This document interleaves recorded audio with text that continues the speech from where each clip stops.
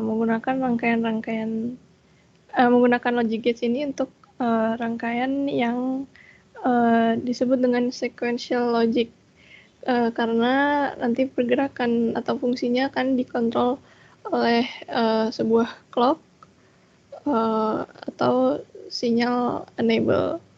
Mungkin kalau di praktikum udah diajarin clock, mungkin nggak tahu juga.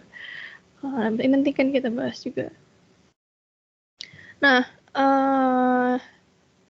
jadi flip-flop itu adalah suatu rangkaian yang istilahnya bisa kayak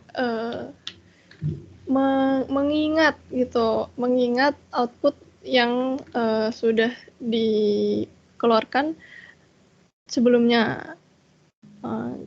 Jadi kalau biasanya kita misalkan AND gate gitu, terus kita harus masukin satu-satu biar keluarnya 1. Begitu kita masukin 1 0, keluarnya kan 0. Nah, kalau di sini dia rangkaiannya bisa satu-satu, terus nanti dia mungkin ingat satu-satu lagi gitu. Tapi nggak secara spesifik satu-satu sih, biasanya 1 0 ya. Karena yang mau kita ambil ya maksudnya ya kalau misalkan inputnya berubah, outputnya tetap sama seperti sebelumnya. Nah, intinya itu. Dan sirkuit yang seperti ini, sirkuit itu kayak balapan apa sih? Rangkaian yang kayak gini namanya transparent latch, karena outputnya merespon secara langsung terhadap perubahan inputnya. Jadi nanti ada macam-macam, ada yang transparan, ada yang dia harus menunggu clocknya dulu,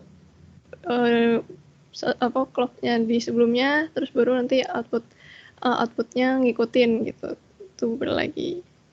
Nah, yang paling sederhana adalah yang disebut dengan SR flip-flop.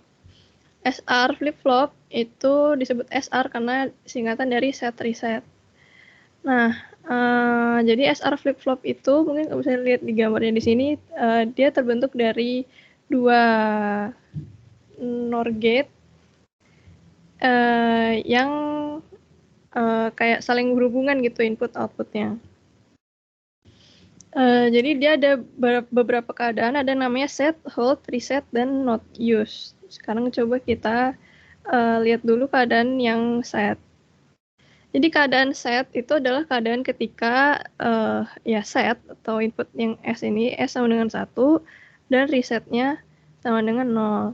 Nah, pada keadaan sebelum nyala, sebelum kita masukin inputnya, kita kan nggak tahu nih ini apa ya, terus ini juga apa.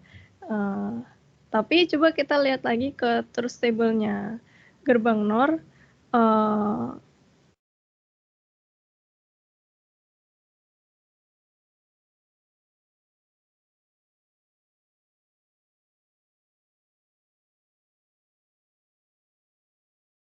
Ini 00, 01, 10, 11. Kalau NOR itu kan kalau 00 dia keluar 1 ya, 01 keluar 0, 10 keluar 0, 11 keluar 0. Jadi bisa kita lihat kalau tiap kali dia ada 1, pasti keluarnya 0. Jadi mau apapun yang ada di sini, kalau salah satu kakinya 1, pasti dia keluarnya 0, ya kan? Nah, 0 terus dia masuk ke kakinya reset. Jadi di sini 0. 0, 0, 0, 1. Nah, di sini masuk 1 kan. 1, 0, 1, keluarnya 0 juga. Jadi ini keadaan set, dan biasanya yang kita lihat itu yang bagian ininya nih. Nih, bagian key-nya. Key-nya sama dengan 1, makanya dia disebut set. Nah, terus sekarang kita masuk ke bagian yang hold. Kalau hold, misalkan ini misalkan kita tulis ulang ya yang di atas. sekarang kita ganti setnya jadi 0. 0, NOR 1, keluarnya tetap 0. Terus masuk ke sini 0, 0, NOR 0, keluarnya 1. Jadi outputnya nggak ganti kan, outputnya sama-sama yang ini. Nah, itulah kenapa dia disebut bisa mengingat mengingat output yang sebelumnya, meskipun inputnya berbeda. Makanya dia istilahnya bisa dibuat sebagai data storage gitu, karena dia bisa mengingat. Mungkin ini berfungsi kalau untuk misal kita punya suatu rangkaian yang instead of pakai saklar biasa, kita pakai push button misal gitu kan, atau ya sensor yang ya cuma perlu sekali tekan gitu biar dia bisa bekerja tanpa harus kita kayak tekan terus-menerus atau kita kasih tegangan terus-menerus gitu. Nah, itu berguna, jadi dia cukup kayak sekali trigger aja, terus selanjutnya dia terus ingat dengan output yang sebelumnya. Nah, kemudian ada mode yang namanya reset. Jadi kebalikan dari set tadi, kalau set kan S-nya 1, resetnya 0. Kalau reset itu setnya 0, resetnya 1. Nah, misalkan oke, sekarang kita coba mulai dari yang ini ya, keadaan hold tadi ini. Misalkan ini 00, 1, 0, 01. Terus kita bikin dia reset, jadi ini resetnya 1. Nah, kalau ini 1, NOR dari 1, 0, hasilnya 0. Terus masuk ke sini 0 kan. Terus 0 dari 00, hasilnya 1. Terus 1 masuk ke sini, sekarang 0 dari 11, hasilnya 0 juga. Nah, ini keadaan yang reset. Kenapa disebut reset? Karena dia nih, key-nya sama dengan 0. Jadi reset tuh kayak ya mengenolkan outputnya gitu, dan biasanya output yang diambil itu ya yang key aja, kecuali kalau kita mau bikin dia kalau reset jadinya high, ya kita ambilnya yang key bar gitu. Nah, sekarang coba kita lihat gimana kalau misalkan dari reset kita hold, apakah hasilnya juga akan tetap reset. Jadi misalkan ini ya, bagian hold-nya tadi ini kita hapus, terus kita masukin keadaan reset.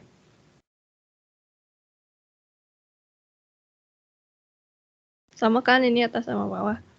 Nah, dari sini terus kita bikin hold jadi 00. 0 dari 01, 0. Terus 0 masuk ke sini, 0 dari 00, 1. 1 masuk ke sini. Jadi hasilnya tetap 1, 0. Nah, jadi hold itu bisa mengingat baik keadaan set maupun keadaan reset. Terus selanjutnya ada keadaan not used. Nah, keadaan not used ini adalah ketika dia inputnya 1, 1. Jadi misalkan ini dari keadaan reset tadi ini, terus kita bikin dia jadi 1, 1. Nah, 1, 0, 0 dari 1, 0 kan 0. Terus 0 masuk ke sini kan. Terus 0 dari 1, 0, 0 juga. Nah, jadi dia keluarnya 0, 0. Kenapa yang disebut not used? Karena kayak ini apa ya istilahnya, kalau di buku sih dia bilangnya kayak buat apa kita nge-set dan nge-reset di saat bersamaan gitu. Ya orang kalau mau nge-set ya nge-set aja, kalau nge-reset aja. Lagi pula kalau misalkan kita mau ngambil key, kalau kita mau ngambil key yang 0, ya udah kita pakai aja reset. Kalau kita mau ambil key bar yang 0, ya ini kita pakai aja set gitu kan. Nah, sekarang apa yang akan terjadi kalau dari keadaan not used ini langsung kita jadiin hold. Nah, misalkan ini kita jadiin 00,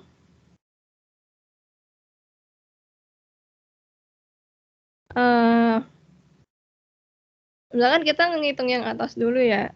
0 dari 00, 1. Ini 1. Terus kita ini 1 masuk ke sini 1. 0 dari 01, 0. Oke. Tapi kalau misalkan kita ngitung dari yang bawah dulu, jadinya kan hasilnya ini 0, terus ini 1 kan. Nah, gimana kalau misalkan dia jadi 0 di saat yang bersamaan? Kan jadinya kan kayak tadi ya.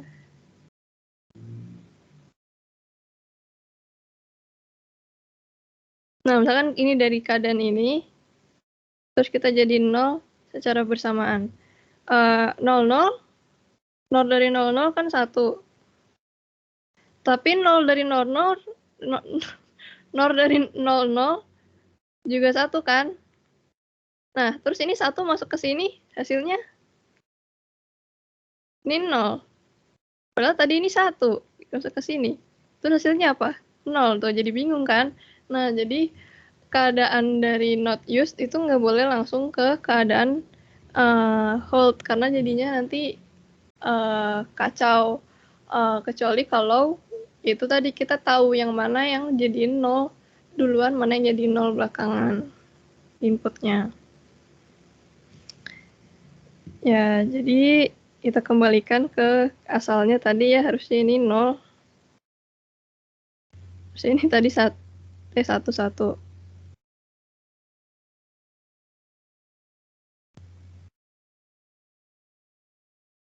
Oke.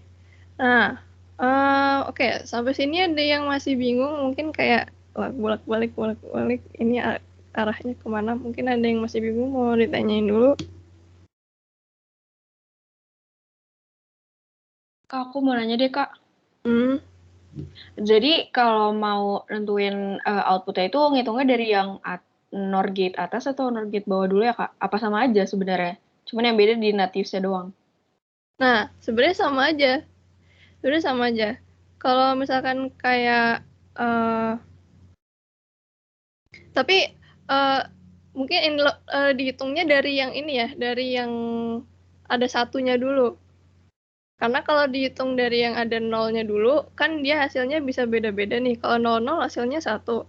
Kalau 01 hasilnya 0. Kalau 10 hasilnya 0. Jadi kayak kalau kamu punya 0 di sini, misalkan kita belum tahu apa-apa nih di sini. Terus ngitungnya dari 0 dulu, itu bakal bingung banget. Makanya ngitungnya dari 1 dulu, karena kalau udah 1, udah pasti outputnya 0. Oke, Kak. Makasih, Kak. Oke.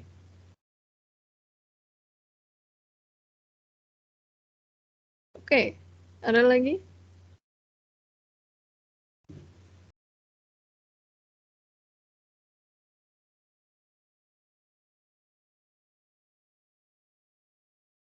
Oke, udah ngerti semua ya?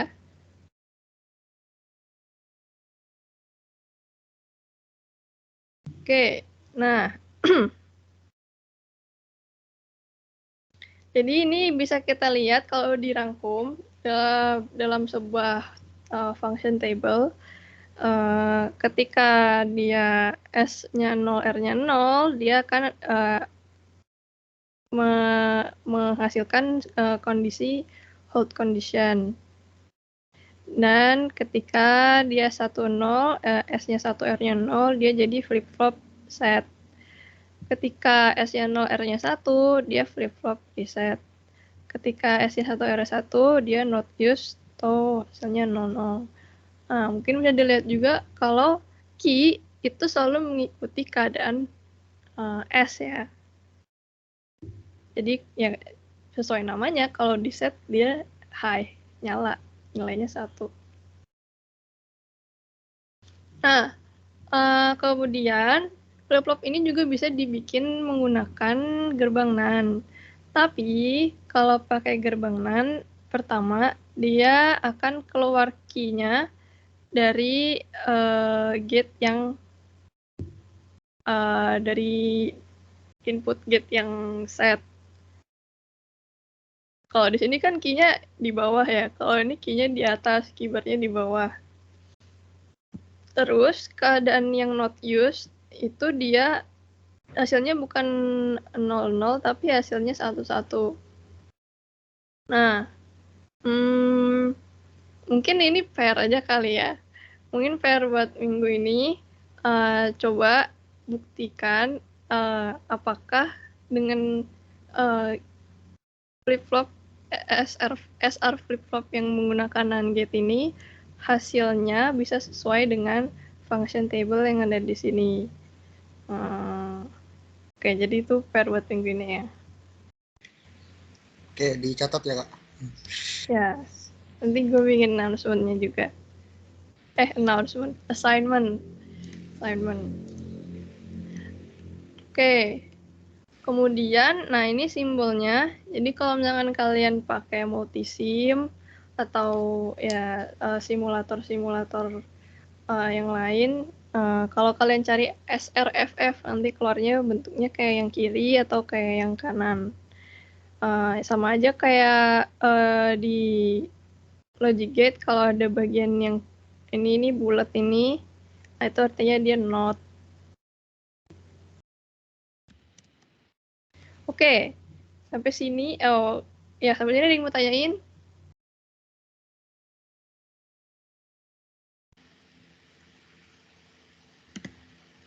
Belum ya? Oke. Nah, ini timing diagramnya. Jadi, oke, mungkin kita bisa lihat kalau ketika dia ini set,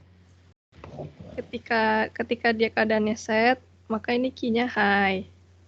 Nah, kemudian ini dua-duanya set resetnya low kan, tapi dia ini key-nya masih high, berarti dia keadaannya hold. Terus habis itu, ini di reset. Nah, karena dia di reset, jadi key-nya low. Kemudian dua-duanya low, jadi dia hold, tetap dia key-nya low. Terus habis itu kalau di set lagi, dia naik lagi. Terus kalau di hold lagi, dia tetap di atas kayak gitu.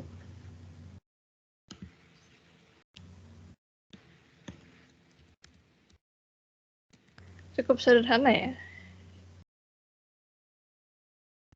Oke, selanjutnya kita ke aplikasinya. Jadi ini salah satu contoh aplikasinya yaitu temperature limit lock. Lock itu kayak pencatat gitu ya. Jadi ini rangkaian ini ceritanya misalkan kita punya kayak suatu sensor temperatur gitu yang kalau temperaturnya melebihi suatu nilai tertentu atau kurang dari suatu nilai tertentu, dia akan mengeluarkan atau mencatat gitu ya, akan mencatat ngedrop atau terlalu tingginya itu di jam berapa, hari apa, misalkan kayak gitu. Nah, jadi ini dia inputnya di sini binary input representing the time of day. Nah, terus di sini ada switch-nya yang kalau dia sensornya nyala, itu dia akan switch ke bagian yang 5 volt ini. Dia bakal turun ke yang 5 volt kalau sensornya nyala. Nah, terus di sini ada bagian yang namanya strobe gate. Jadi strobe gate ini gunanya adalah biar kan ini kan dia ini terus ya, bagian yang inputnya kan dia selalu mengetahui apa ya selalu mendapatkan nilai waktu dan tanggal kan, tapi kan kita cuma pengen dia kecatat ketika temperaturnya ngedrop atau terlalu tinggi. Nah, jadi ini dikasih strobe gate biar ketika keadaan baik-baik aja, ya dia nggak mencatat apa-apa gitu, nggak ke-trigger sirkuit rangkaian. Nah, strobe gate ini biasanya juga disebut dengan kayak gate enable gitu. Nah, gimana cara ini pakainya? Cara pakainya adalah pertama kita reset dulu nih, di-reset dulu nih dijeglek gitu, dijeglek. Di switch dia ke yang 5 volt biar semuanya outputnya 0. Nah, setelah itu baru nanti dia bekerja ketika ini lagi baik-baik aja, kan ini kehubung ke ground. Jadi kalau AND gate, kalau salah satunya terhubung ke ground kan dia jadi mengeluarkan 0 kan. Ini kalau di sini 0 pasti keluarnya 0, mau di sini berapapun kan, 1 atau 0. Nah, jadi nggak keluar apa-apa tuh di set. Maksudnya jadi keluarnya set reset tuh 00. Nah, terus kalau misalkan ketika dia switch-nya nyala ke bawah, nah baru tuh ini kan jadinya 1. Sini jadinya 1. Ini kan selalu 0 kan karena ini terhubung ke ground, jadi dia set. Pada saat keadaan set, nah masuk nih datanya ke sini. Masuk ke sini. Nah, terus nanti ini kan cuma sebentar doang ya, ceklek gitu. Terus dia balik lagi. Nah, ketika dia ini switch-nya udah balik lagi ke atas, ini kan 0 lagi nih. 0 lagi. 0 lagi. Jadi 00 di sini dalam posisi hold kan. Nah, jadi dia outputnya tetap sama dengan yang sebelumnya, datanya nggak hilang gitu, data temperatur yang tadi kita data waktu yang kita dapat pas temperaturnya terlalu rendah atau terlalu tinggi gitu. Oke, sampai sini ada yang mau ditanya?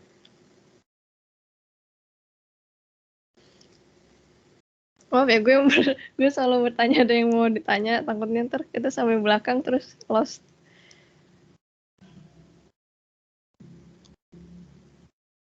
Oke, masih bisa ikutin? Oke. Nah, strobe gates atau gate enable ini kemudian bisa juga kita pakai untuk diintegrasikan langsung ke dalam IC flip-flopnya. Jadi kita nggak perlu masangin AND gate secara eksternal, manufacturer bikin yang ada gate-nya langsung. Nah, gate enable-nya itu ya mirip kayak yang tadi di atas, jadi dia bikin ada satu input yang disebut gate enable. Nah, jadi apapun yang terjadi, apapun yang dimasukin ke set dan reset, kalau gate enable-nya belum dinyalain, ya flip-flopnya nggak akan bekerja. Flip-flopnya akan selalu dalam keadaan hold. Karena kan kalau misalkan di sini dia kasih 0, ya apapun yang terjadi di sini kan pasti dia keluarnya 0 ya. Jadi ini 00, ya pasti dia selalu dalam keadaan hold. Nah, terus ini truth table atau function table-nya ya bisa dilihat kalau misalkan dia G-nya 0, outputnya selalu dalam keadaan hold. Nah, begitu G-nya dinyalain, G-nya sama dengan 1, baru dia flip-flopnya bekerja dengan transparent gitu. Nah, jadi ini kita bisa lihat timing diagramnya, ternyata kecil juga. Gue kira ini gede. Jadi ini kita bisa lihat timing diagramnya. Oh, jangan digedein. Timing diagramnya ketika G-nya ketika G-nya high, terus S-nya dimasukin 1, ya dia jadinya set. Ya kan dia jadinya naik high. Terus ketika G-nya high, tapi S-nya rendah, R-nya rendah, low, dia jadinya hold, ya kan? Tetap nih di sini. Nah, ketika gate-nya ditutup, ketika enable-nya di disable,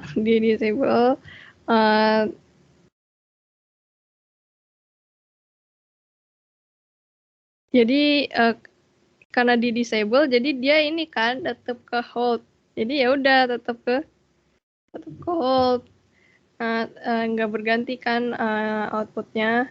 Nah, terus kalau dia udah enable lagi, di sini resetnya nyala, berarti dia terus ke reset. Gitu. Ya, gitu ya. Oke. Nah, mungkin bisa dilihat kalau di sini gate-nya kayak dia secara periodik gitu ya, karena gate enable ini meskipun ya kalau disebut gate enable biasanya emang itu untuk kayak manual gitu sih, kita masukin 1010-nya high low-nya. Tapi nanti juga bisa dimasukin yang namanya clock atau ya ini sinyal yang sinyal kotak yang periodik kayak gini. Apa kuning? Sinyal kotak yang periodik. Jadi dia nanti kayak bisa bekerja ya sesuai secara periodik gitu, outputnya akan terus berulang secara periodik. Oke. Ada yang mau tanyain dulu? Untuk gated SR flip-flop.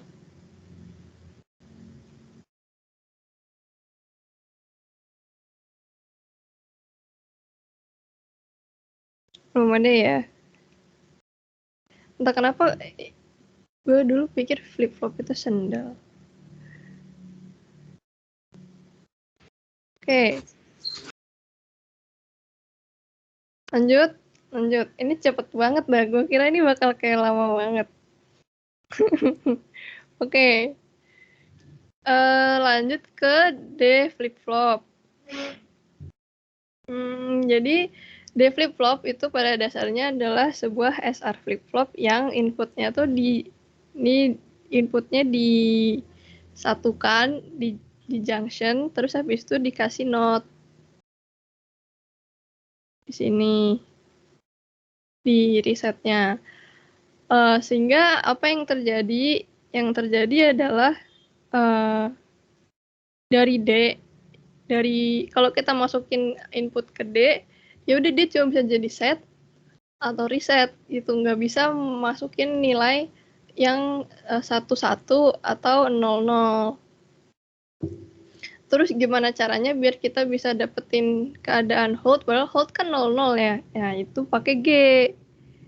Jadi tadi G itu kalau misalkan dia disable jadinya kan hold. Nah, disitulah kita ngaturnya. Nah, kalau misalkan di multisim dia bentukannya kayak gini nih. Kayak gini. Cuma ada ya D, terus E0, terus Q0, terus Q sama Q bar. Jadi kalau kita lihat di timing diagramnya, ketika D-nya low, tapi gate-nya enable, key-nya juga low. Karena sama aja kayak tadi kan, kalau SR, ya key itu selalu mengikuti nilai S. Jadi selama ini dia enable, ya key-nya bernilai sama dengan D. Terus ini high juga dia ngikutin high, ya kan? Nah, ketika ini G-nya di disable, yang terjadi adalah dia hold. Jadi apapun D-nya, kalau G-nya di disable dia hold. Terus habis itu kalau misalkan ini dia di enable lagi, terus ini D-nya low, berarti dia reset kan.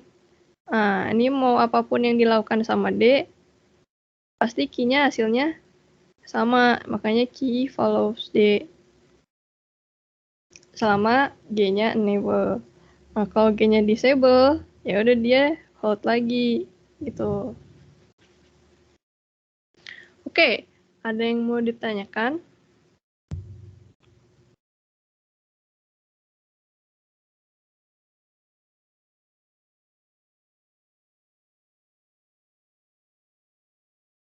Oke, semuanya jelas. Ya, kalau udah ngelihat function table-nya sih nggak terlalu susah sih. Mungkin yang agak bingung tadi pasti bagian SR flip-flopnya justru. Karena kayak muter-muter gitu kan. Nah, jadi kalau kita rangkum dalam sebuah function table, ketika E-nya high, D-nya low, ya key-nya mengikuti D nih, L. Ini L, ini L. Ketika D-nya high, ya key-nya high. Nah, ketika E-nya low, D-nya X. X itu kan don't care ya. Kemarin kayaknya diajarin don't care kan ya sama Pak Jati. Don't care, jadi apapun hasilnya dari D, ya nggak peduli. Sehingga output key-nya ya dia mengikuti output key yang sebelumnya. Selanjutnya ini kode VHDL-nya. Nah, ini kan bagian atasnya nggak terlalu penting ya. Yang paling penting kan cuma ini proses yang ininya aja. Nah, di sini jadi dia cuma punya dua variabel, D0. Kenapa dikasih nama D0, kenapa nggak D sama E, nggak tahu juga. D0 sama E0. Nah, di sini E-nya, if E sama dengan 1, then key-nya sama dengan D. Tapi di sini dia nggak bikin else pernyataan else kan. Kenapa? Karena ya biar ketika E-nya bukan 1 alias 0, ya key bakal nggak melakukan apa-apa alias sama dengan output yang sebelumnya.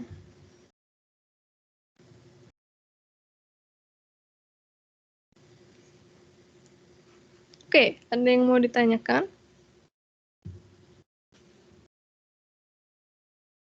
Wah, ini kayaknya 1 jam juga kelar nih.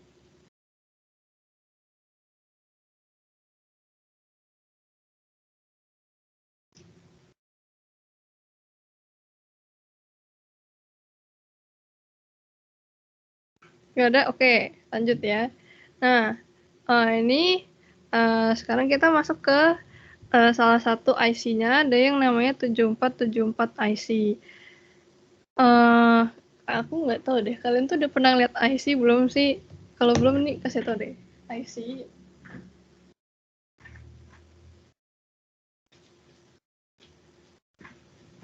Jadi IC itu bentukannya tuh kayak begini. Mana? Kayak gini nih, panjang-panjang gini. Nah, sehingga dalam satu IC itu nggak mungkin isinya cuma satu gate atau cuma satu rangkaian gitu. Pasti ada banyak karena kakinya ada banyak ya, kecuali kalau pakai yang kakinya sedikit sih. Cuma biasanya sih pakainya banyak ya. Ini kalau yang kecil, tuh kelihatan gak? Aku nggak tahu nih ya. Oke, kakinya. Ya. Jadi di 7474 IC ini dia punya dua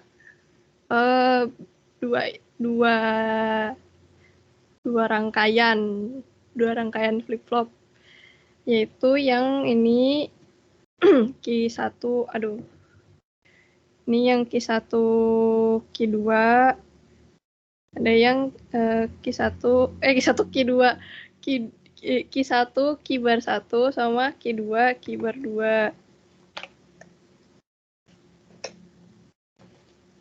Kalau kayak yang mungkin kalau di buku juga bisa lihat yang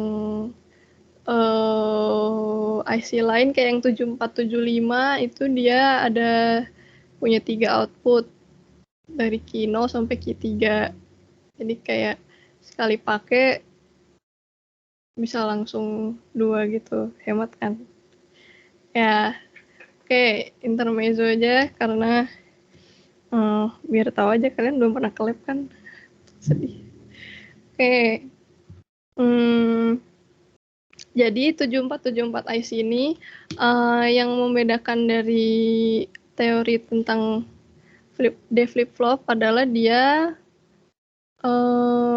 menggunakan pertama dia menggunakan clock buat enable-nya. Jadi kalau tadi kan enable E atau G gitu kan, ini dia pakainya C alias clock.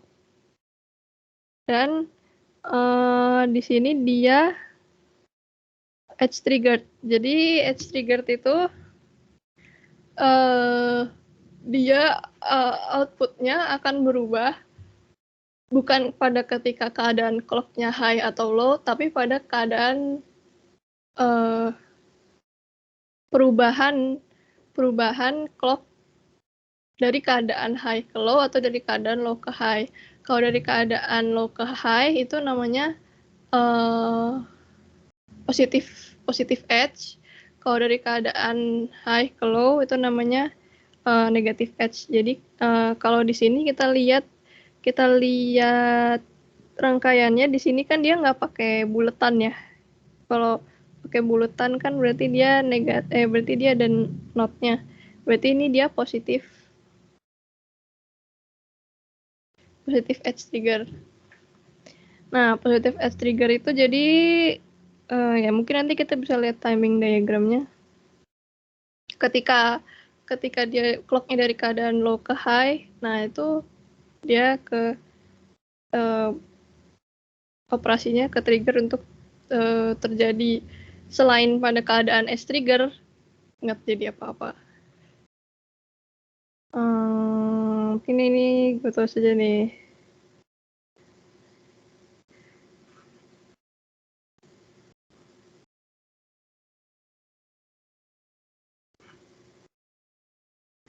Apa sih selain tunggu ya si positive edge atau namanya lupa gue. Kenapa? Negative edge triggering. Ya.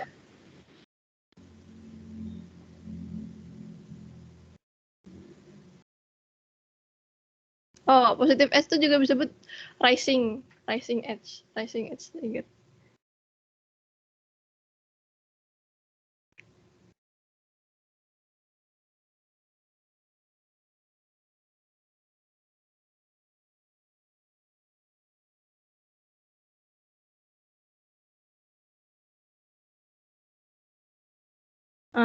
Oke. Oke. Selanjutnya, jadi kalau misalnya kita lihat di sini terus table sama timing diagramnya.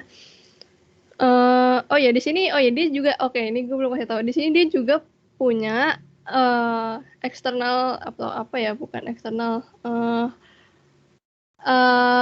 asynchronous set reset. Jadi ini nih, yang ada di atas nih, sama yang ada di bawah. Jadi kalau dia punya asynchronous set reset ini, apa ya itu kayak tombol interrupt gitu deh. Apapun yang terjadi apapun yang lagi terjadi di IC di sirkuit ini, kalau misalkan setnya dibikin, kalau setnya ini dinyalain ya dia akan set. Kalau resetnya nyalain jadi reset, tapi ini dia set resetnya active low, berarti justru dia akan aktif ketika dikasih input low, bukan dikasih input high. Jadi ketika nggak dipakai, justru dua pin ini harus selalu disambungin ke tegangan high. Baru kalau mau dipakai, dibikin low.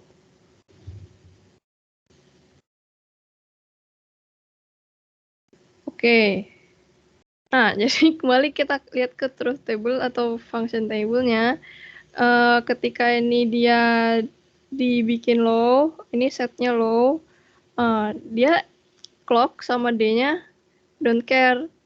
Yang berarti ya apapun yang terjadi di clock maupun input D ya akan di-ignore karena ada set yang lebih powerful gitu. Lebih independen, apa sih namanya ya, asinkronus, dia bekerja secara asinkronus, dia nggak bergantung pada clocknya, sehingga ini key-nya high.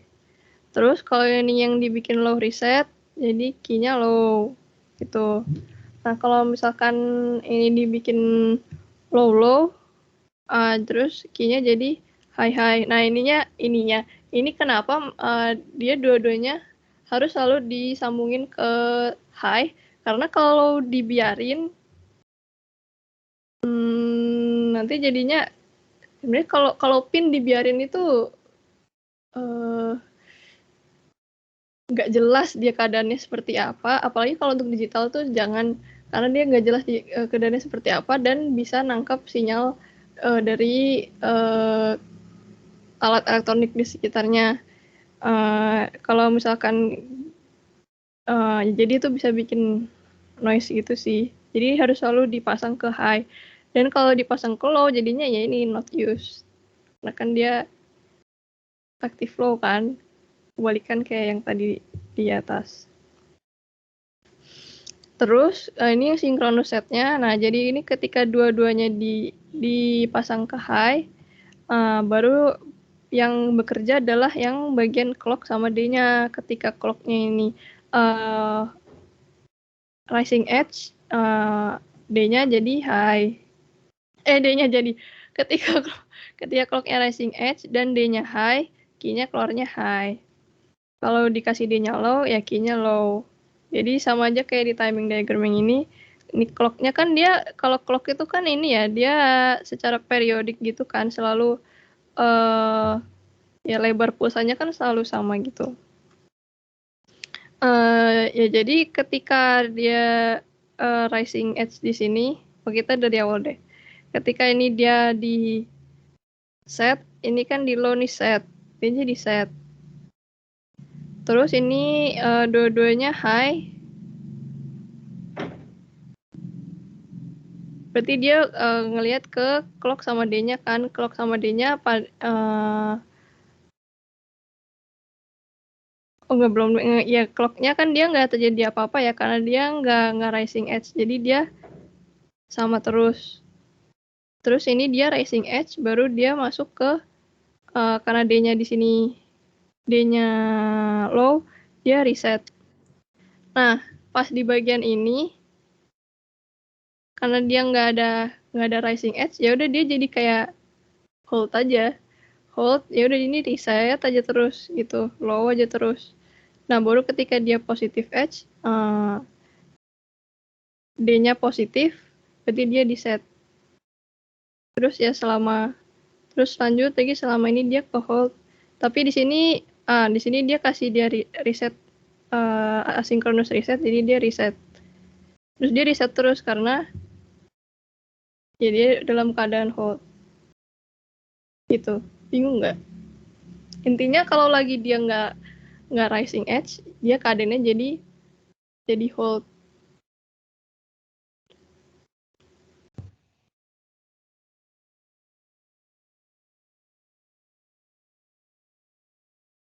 Oke. Ada yang mau ditanya dulu?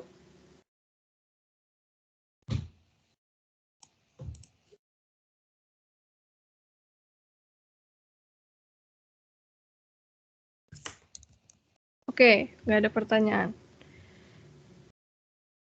Oke, kenapa kita perlu pakai yang edge trigger? Karena itu lebih efisien sih. Misalkan kalau dulu dosen gue bilangnya, kan kita mau melewati sebuah pintu yang kayak pintu mall yang bisa buka tutup, ada sensornya gitu. Kalau dia nggak mendeteksi keadaan kita terus menerus dan nggak pakai rising edge, itu bakal jadi boros. Tapi kalau misalkan dia cuma ngedeteksi kita cuma sekali pas kita ada di depan sensornya, ya udah, jadi dia buka pintunya sekali aja dan setelah itu keadaannya hold gitu. Intinya adalah biar dia tidak selalu bekerja terus menerus.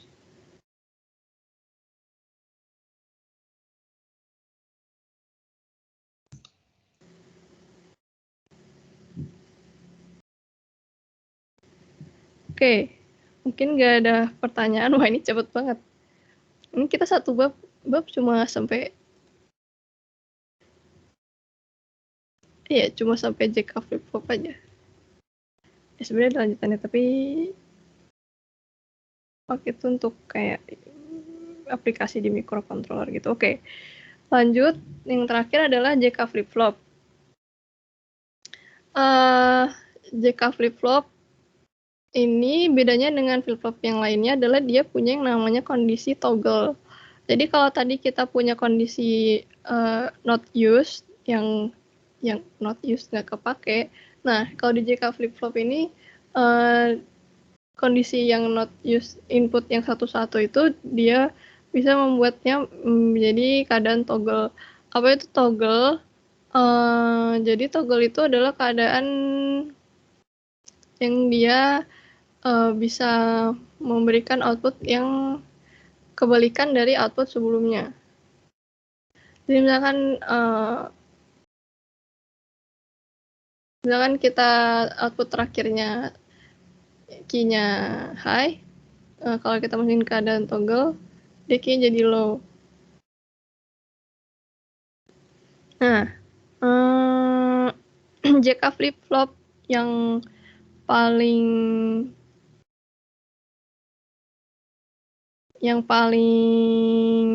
sederhana atau yang paling sederhana itu adalah yang namanya master slave flip-flop.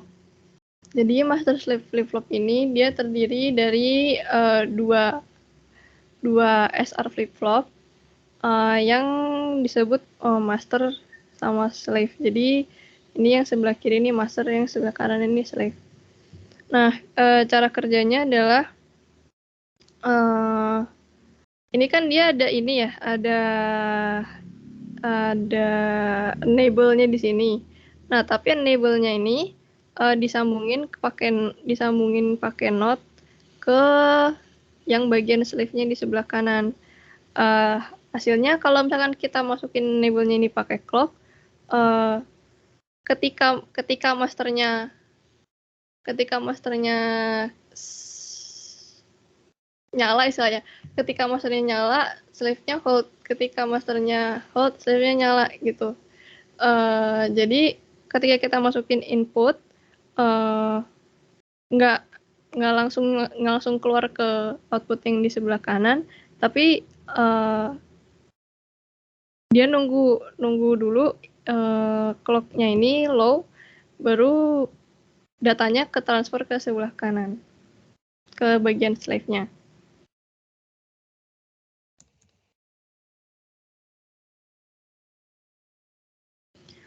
Jadi misalkan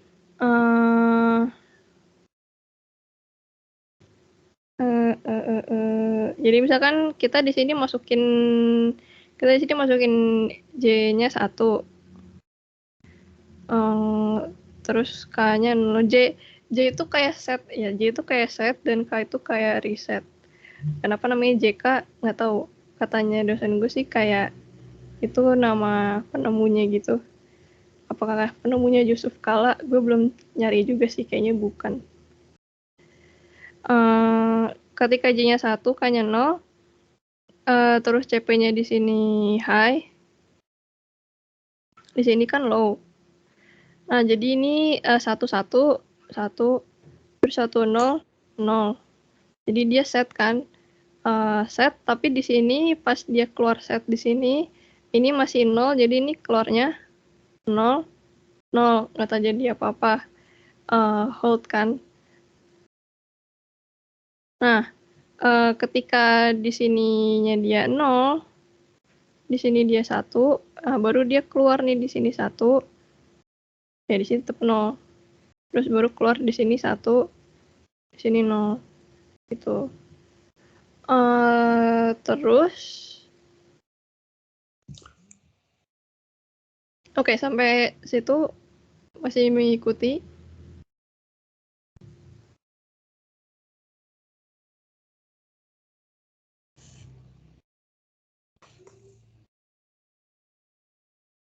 Oke.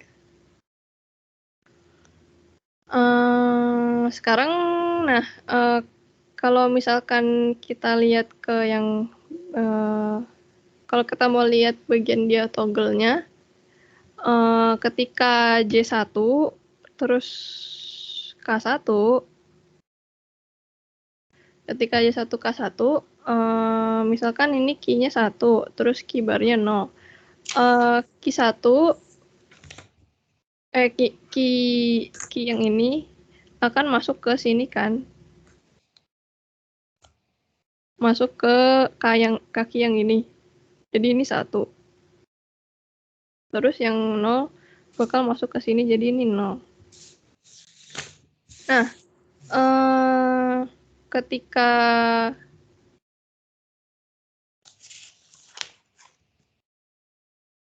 ini 1, ya, ketika ini 1, terus ini kan bakal 0. Terus ini bakal 1. Jadi dia reset kan, reset, terus ketika ini 0, terus di sini jadi 1, ini masuk 0, ini masuk 1.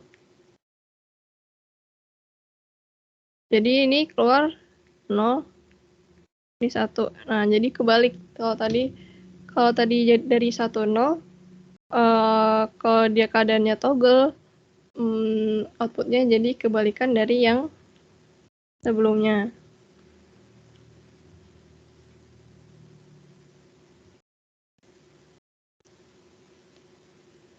Nah, terus kenapa sih disebutnya kayak toggle?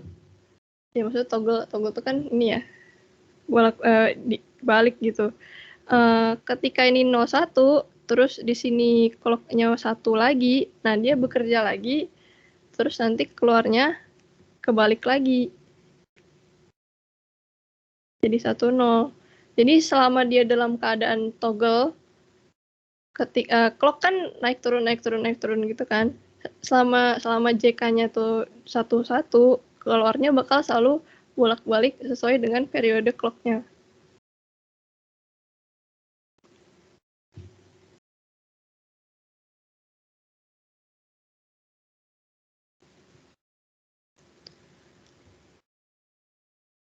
Oke, ada yang mau tanya dulu?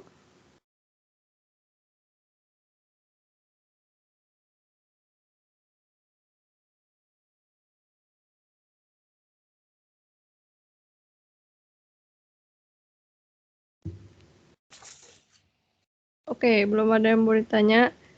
Selanjutnya ini, oke, ini udah materi terakhir. Wah, ini cepet banget, sama 1 jam. Selanjutnya edge trigger JK flip flop.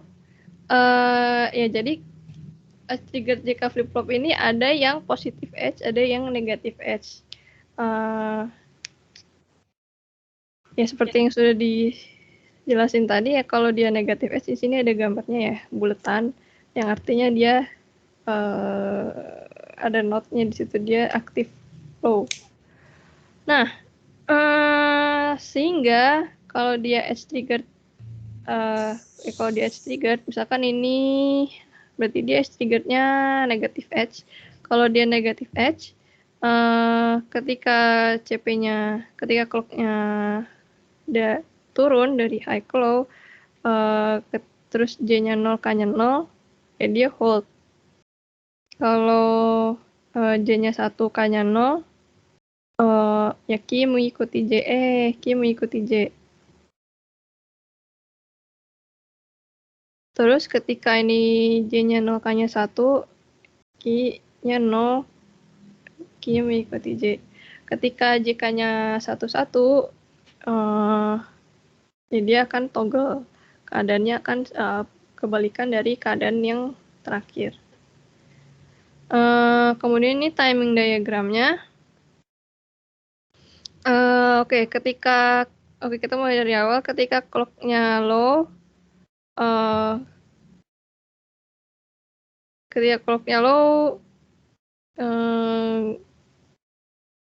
sebenarnya nggak terjadi apa-apa ya. Kalau ini kan dia belum terjadi apa-apa selama dia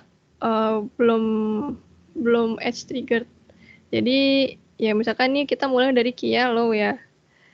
Nah, ketika dia edge triggered yang dia mulai low, negative edge triggered di sini, J-nya high, K-nya low, jadi dia set.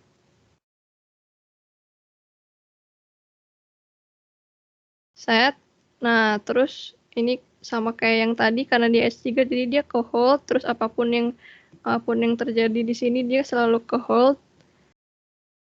Jadi dia set terus. Kemudian di sini dia edge triggered lagi. J low, K low. Jadi apa? Hold. Ya udah hold lagi terus. Sampai dia masuk ke edge triggered selanjutnya. J low, K high. K high berarti dia ke reset. Nah, terus reset. Ya udah dia reset aja terus sampai dia masuk ke edge triggered berikutnya. Ini apa nih? J high, K high. Berarti dia toggle. Toggle berarti karena sebelumnya dia low, berarti dia berubah jadi high. Nah, kemudian dia edge triggered lagi di sini. Terus J-nya low, K-nya high. Berarti dia reset. Terus hold terus sampai dia edge triggered lagi. Di sini J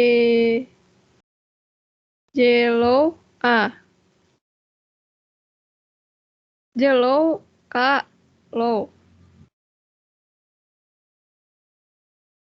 Karena di sini tadi dia udah reset, berarti dia hold, ya udah dia nggak ganti, dia tetap punya output yang low juga. Oke. Kayaknya gitu aja. materinya udah selesai. Ya selanjutnya materi selanjutnya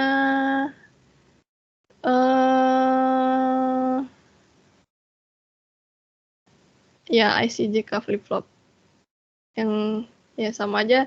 IC-JK flip-flop tuh sebenarnya sama kayak yang tadi D flip-flop, ya bentukannya mana tadi yang di flip-flop. Oh, ini ada set reset asinkronusnya, tapi di sini dia ada J-nya di sini sama satu lagi di bawahnya ada K gitu. Jadi ya sama aja seperti yang di flip-flop ya. Kalau S bar sama R bar-nya dipasang ke high terus, ya dia akan bekerja sesuai clock-nya. Kalau set S bar atau R bar-nya dibikin low salah satu, dia akan mengikuti input yang set dan reset secara asinkronus. Oke. Gitu aja materi buat hari ini. Cepet banget. Ada yang mau ditanyain? Ada yang masih kurang jelas?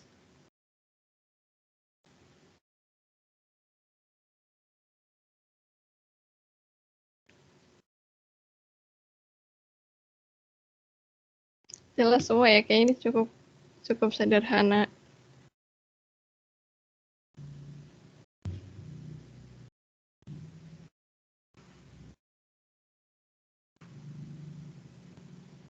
Oke. Ini udah bener nggak ada yang nanya? Kalau nggak ada yang nanya, ya udah kita usai sampai di sini.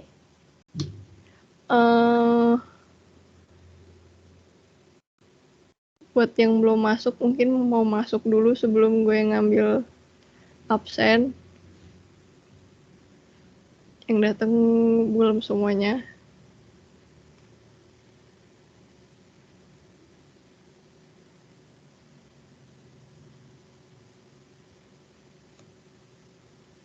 Oke, nggak ada yang nanya. Oke, kalau gitu terima kasih atas perhatiannya teman-teman. Semoga kuliah hari ini bermanfaat. Mana ini gue nggak bisa stop share. Yaudah nih gue klik aja. Semoga kuliah hari ini bermanfaat. Terima kasih udah hadir pada hari ini dan selamat pagi.